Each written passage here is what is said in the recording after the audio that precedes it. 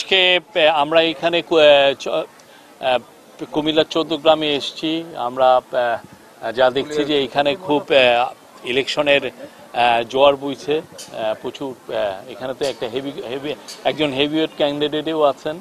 তো আমরা দেখছি অলরেডি পোস্টার দেখলাম, প্রচুর ইলেকশনের হাওয়াও দেখলাম। তো তার মধ্যেও আপনারা জানেন যে 13 তারিখকে সামনে রেখে আওয়ামী লীগ তাদের এক ধরনের ডিস্ট্রাকটিভ এবং ভায়োলেন্ট অ্যাক্টিভিটিস করার চেষ্টা করছে। তো আমাদের পুলিশ সারা দেশেই অ্যালার্ট আছে এবং যথাবিহিত তারা অ্যাকশনে যাচ্ছে। এবং আপনারা জানেন যে তারা এই পর্যন্ত 7টি বাসে তারা আগুন দিয়েছে। হ্যাঁ, আমরা সাসপেক্ট করছি এটা আওয়ামী লীগেরই লোক, আমরা ইনভেস্টিগেট করছি, বাট সোফার আমাদের সাসপিশন হচ্ছে এটা আওয়ামী লীগের বা আওয়ামী লীগ এবং তার অঙ্গ সংগঠনের লোকরা করছে। তার মধ্যে একজনকে হাতে নাতে ডেমরায় আগুন দিতে গিয়েছিলেন, তাকে একজনকে আমরা হাতে নাতে পুলিশ অ্যারেস্ট করেছে, তার বাড়ি গোপালগঞ্জে। আর এছাড়া আপনি জানেন খুবই একটা মর্মান্তিক একটা ঘটনা ঘটেছে ময়মনসিংহে। একজন আমরা নিউজে দেখছি, আমি পুলিশের সাথে কথা বলি না, আমি জাস্ট এখন টিভির একটা নিউজে দেখলাম যে একজন ঘুমন্ত চালক নিহত হয়েছেন বাসে আগুন দেওয়ার কারণে। আমরা এগুলো প্রত্যেকটা ইনসিডেন্টই খুব সিরিয়াসলি পুলিশ ইনভেস্টিগেট করছে, বাট এগুলোর আলামত দেখে বা এগুলোর মোটিভগুলো বিশ্লেষণ করে আমরা স্পষ্ট বুঝতে পারছি যে এটা নিষিদ্ধ ঘোষিত আওয়ামী লীগেরই কাজ। আওয়ামী লীগের আপনি জানেন যে এরা তাদের অ্যাক্টিভিটিস ব্যান করা হয়েছিল আন্ডার দ্য কান্ট্রিজ টেরোরিজম হয়, এবং তারা এই কাজগুলোর মাধ্যমে প্রমাণ করছেন এই যে কেন তাদেরকে সবাই ফ্যাসিস্ট বলে এবং কেন তাদেরকে আসলে এই ব্যান করা হয়েছিল, তাদের অ্যাক্টিভিটিস কেন ব্যান করা হয়েছিল, এরা খুব ভালোভাবে প্রমাণ করছেন। বাংলাদেশের মানুষ আওয়ামী লীগের থেকে বিরুদ্ধে দাঁড়িয়েছিল জুলাই আগস্টে, এবং নতুন বাংলাদেশ তারা তৈরি করছে। এবং এই বাংলাদেশে যে আওয়ামী লীগের কোনো ঠাঁই নাই, যে ভায়োলেন্স যারা করে সেটা আওয়ামী লীগের লোকরাই প্রমাণ করছে তাদের কর্মকাণ্ড দিয়ে। আর গত 24 ঘন্টায় মোট ঢাকা মেট্রোপলিটন পুলিশ আমাদেরকে জানিয়েছে যে 40 জনের মতো অ্যারেস্ট হয়েছেন। আমরা যাদেরকে কোনো ক্রিমিনাল অ্যাক্টিভিটিসে পুলিশ যাদেরকে দেখছে তাদেরকে অ্যারেস্ট করছে। দুইটা ঘটনা আছে, একটা ঘটনায় পুলিশকে লক্ষ্য করে ককটেল মেরেছে, আর একটা ঘটনায়ও পুলিশকে একটা ককটেল মেরেছে। আমাদের পুলিশের ধারণা এটা আসলে পুলিশকে লক্ষ্য করেই মেরেছিল। তো একটা ঘটনায় চুলচেরা বিশ্লেষণ করা হচ্ছে এবং যারা যারা এগুলোর সাথে জড়িত সবাইকেই পুলিশ অ্যারেস্ট করবে এবং তাদের বিরুদ্ধে বাংলাদেশের আইনে যে ব্যবস্থা আছে সে ব্যবস্থা নেওয়া হবে। পলিটিক্যাল পার্টি থাকলে একটু মতভেদ থাকতেই পারে, বাট আমরা এটাকে খুব সিরিয়াস কোনো ইস্যু মনে করছি না।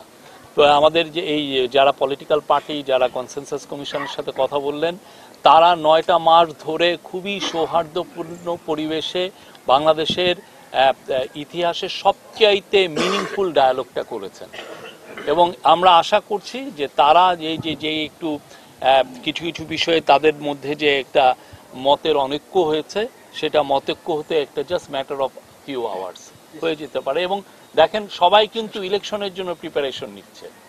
ইলেকশনের জন্য কেউ বলছে যে না যে আমি ইলেকশনের প্রিপারেশন, সবাই ইলেকশনের প্রিপারেশন নিচ্ছেন।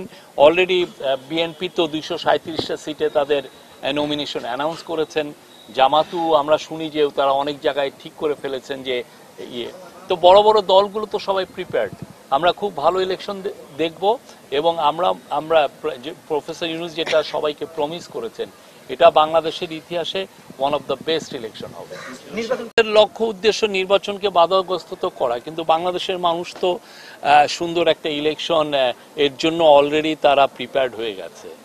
তারা যে দেশের সত্যিকার অর্থে তাদের যে কোনো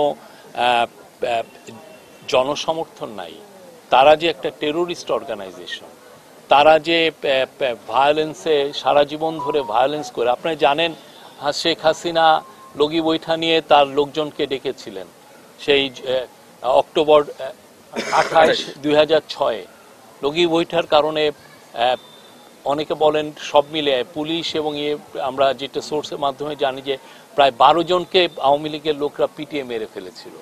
তো আওয়ামী লীগের তো ভায়োলেন্সের মানে হিস্ট্রি অনেক পুরনো, এটা নতুন কিছু না। তো ওরা আবারও সেটাই প্রমাণ করছে আওয়ামী লীগ। আমরাও তো তাই জানি যে 90 দিনে আরো 3 মাসের মতো ইলেকশনের সময় আছে, 3 মাসের কমের মধ্যেও হতে পারে যদি ইলেকশন ফেব্রুয়ারির প্রথম সপ্তাহে হয়, আমরা জানি না। আমাদের কথা হচ্ছে যে ইলেকশন ফেব্রুয়ারির প্রথমার্ধে হবে এবং নিশ্চিত থাকেন খুবই সুন্দর ইলেকশন হবে। আপনারা 4টে স্টুডেন্ট কাউন্সিল ইলেকশন দেখেছেন না? এগুলো তো প্রত্যেকটায় 4টা যদি মিলিয়ে দেখেন প্রায় 1 লক্ষ ভোটার বা আরো বেশি। তো এই 1 লক্ষ ভোটাররা সবাই কত শান্তিপূর্ণ পরিবেশে এই স্টুডেন্ট কাউন্সিলগুলোতে ভোট দিয়েছে এবং সেখানে মেয়েদের পার্টিসিপেশন দেখেছেন, আনবিলিভেবল। এবং কিছু কিছু জায়গায়, ঢাকায় যেমন আপনার প্রায় 80% টার্ন আউট। কোন দেশের ডেমোক্রেটিক ইলেকশনে আপনার 80%-এর মতো টার্ন আউট থাকে? ঠিক সেরকমও আমরা ভাবছি পুরো বাংলাদেশে ফেব্রুয়ারি ইলেকশনে টার্ন আউট থাকবে, অসম্ভব ভালো একটা টার্ন আউট থাকবে। সবাই আসবেন উৎসব মুখর পরিবেশে ভোট দিতে এবং তাদের যে যারা নতুন বাংলাদেশি যারা নেতৃত্ব দিবেন তারা তাদেরকে বেছে নেবেন। Thank you very much.